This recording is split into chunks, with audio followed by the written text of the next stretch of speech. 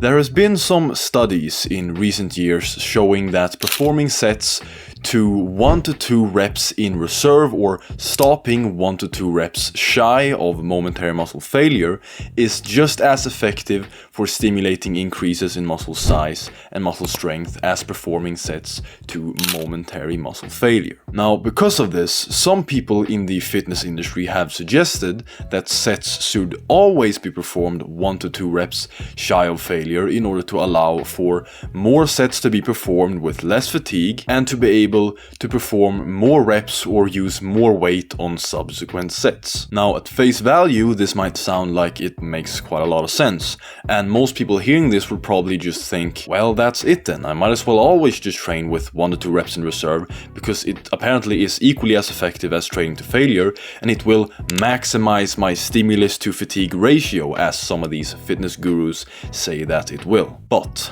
there are a lot of problems with this reasoning and with these studies and just with reps in reserve in general that no one really talks about. But that is what we are going to be talking about and breaking down today. And at the end, we are going to talk about the real way to actually maximize your stimulus to fatigue ratio. But before we get into all that, let me just, like always, really quickly introduce myself. Hello everyone, my name is Alphonse. As you obviously can tell, I'm far from the biggest guy giving fitness advice on YouTube, but I'm an absolute super mega nerd when it comes to everything about fitness and exercise, and I've been completely obsessed with learning as much as I possibly can about it ever since I was 14 years old. And so if you're humble enough to listen to someone like me, who isn't absolutely huge and might even be smaller than you who's watching this right now, then I could definitely teach you some stuff and help you to make some better progress. But anyways, the first problem with these studies is that they talk about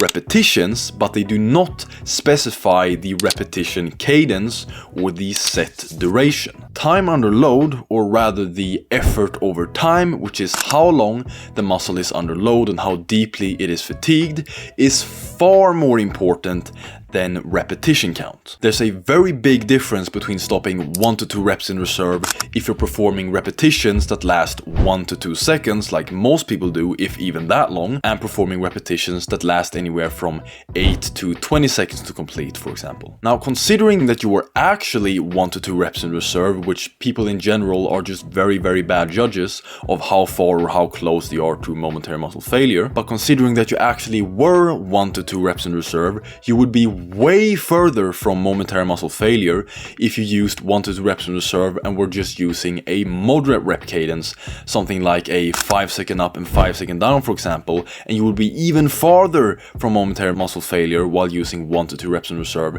if you were using something like a slower repetition cadence, like 10 seconds up and 10 seconds down, compared to if you were using a typical rep cadence like you see most people use, which is like half a second up and half a second down, or 1 second up and 1 second down. And so you can have very different proximities to failure using 1 to 2 reps in reserve depending on the rep cadence that you are using, which is why the rep cadence and or the set duration must be specified in these studies, which it is not. Now, another big concern that I have is that I'm very skeptical that these test subjects that they have training to failure in these studies are actually training to true momentary muscle failure. We know that when a person starts to get really close to momentary muscle failure on a dynamic exercise, that there will be a significant, a very, very noticeable reduction in repetition speed. Now, if you look at how the vast majority of people in the gym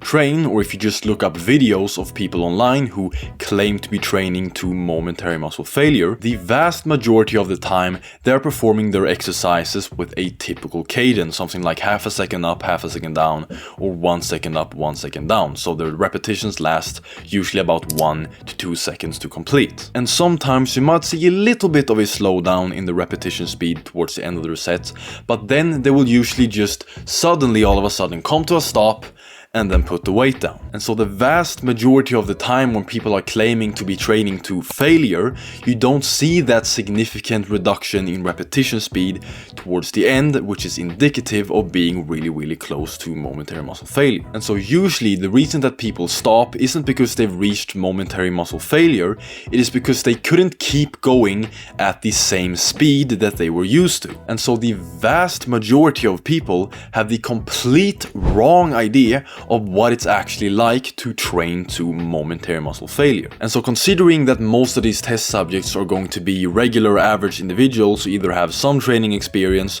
or have never trained before, I would be very skeptical that these people actually know how it feels like to train to momentary muscle failure and can accurately judge when there are actually 1 to 2 reps in reserve or not. And I even doubt any of these researchers who are conducting these studies do either, because there are videos out there on some of these researchers performing sets to momentary muscle failure, and they just do the same thing that I explained earlier. They just go at the same speed, and then they might start to slow down a little bit, but then they just suddenly come to a stop and set the weight down and say, that's my failure. But if anyone were to look at that who actually know what it looks like when someone is actually training to momentary muscle failure, they would easily be able to tell that that's obviously not momentary muscle failure. And so if they don't know what it's like to train to momentary muscle failure, then how could they possibly accurately estimate their reps in reserve? Now, do you have to go to momentary muscle failure, or could you get the same stimulus stopping 1 to 2 reps in reserve? Well, maybe if you are a beginner. We believe, based on observation, and by the way, I believe everyone will agree with this, that the threshold for maximum growth stimulation, how close you have to get to momentary muscle failure for maximum growth stimulation, is lower for novice trainees. Now, we can't be sure where this threshold actually is because there's no practical way to measure it, but for the sake of this example, let's say it's 75%. So let's say for this example, when you get to 75% intensity, when you're 75% of the way to failure, your muscles will be maximally stimulated, and there is no benefit, or very little benefit, of going past that point. But as you become more advanced, this threshold appears to increase, and if you're not training to, or at least very close to momentary muscle failure, then you won't make much or any progress at all. But again, we don't know exactly where this threshold is because there's no practical way to actually measure it. And this brings me to my next point, which is that there are only 2 levels of effort, or 2 levels of intensity, that we can actually practically measure. 0% effort, or complete rest, and 100% effort, or momentary muscle failure. This is one of the big reasons why we want to train to momentary muscle failure, because doing so guarantees that we have crossed the threshold for maximum growth stimulation. Now, lastly, how do we actually maximize our stimulus to fatigue ratio? First of all, we know, based on over half a century of research, that there is no benefit to performing more than 1 set if the first set is performed intensely enough. The vast majority of research that compares single to multiple set protocols shows that there is no benefit to performing more than 1 set if the sets are done to momentary muscle failure. And what most people get wrong with maximizing stimulus to fatigue ratio is that they think that they need to do multiple sets. And so the thought process is, how can I do all of these sets that I think that I need to do without too much fatigue? And so what they then do is that they reduce the intensity or the effort, training with reps in reserve, so that they can do more sets, instead of just training as hard as they can and then reducing the volume and the frequency to avoid overtraining, which is what they should be doing. And so people are prioritizing volume over intensity, or really I shouldn't say volume, because the real definition of volume isn't actually sets and reps. It is actually what I mentioned earlier, which is effort over time. And if you do just 1 properly performed set, like we teach in high intensity training, and of course also on this channel, because here we talk about high intensity training, 1 set to momentary muscle failure with a resistance that allows for about 60 to 90 seconds of time under load, then the effort over time, or the volume volume is actually going to be comparable to, or sometimes even greater than, most people's 3 to 5 conventional sets. And I explain why in much more detail in this video right here, which I'm going to link down in the description if you want to watch it after this one. But anyways, like I said, the real way to maximize your stimulus to fatigue ratio is to train as hard as you can, do one set to momentary muscle failure, and then adjust the volume and the frequency to avoid overtraining. Not to do a bunch of sets and then reduce the intensity of effort to avoid overtraining. But anyways guys, that's all for this video.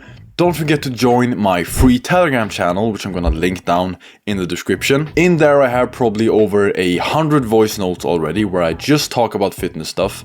And in there you can also ask me questions directly in the comments of the different posts that I make, and I will give you answers. And so if that sounds interesting, then make sure to join that. With that being said, I hope you found this video at least a little bit useful. And if you did, then don't forget to at least like this video. And if you want to see more videos like this from me in the future with more useful fitness tips, then also don't forget to click that subscribe and ring that notification bell so you can be notified the next time I upload. But with that being said, like always, I will see you guys in the next video next time. Peace.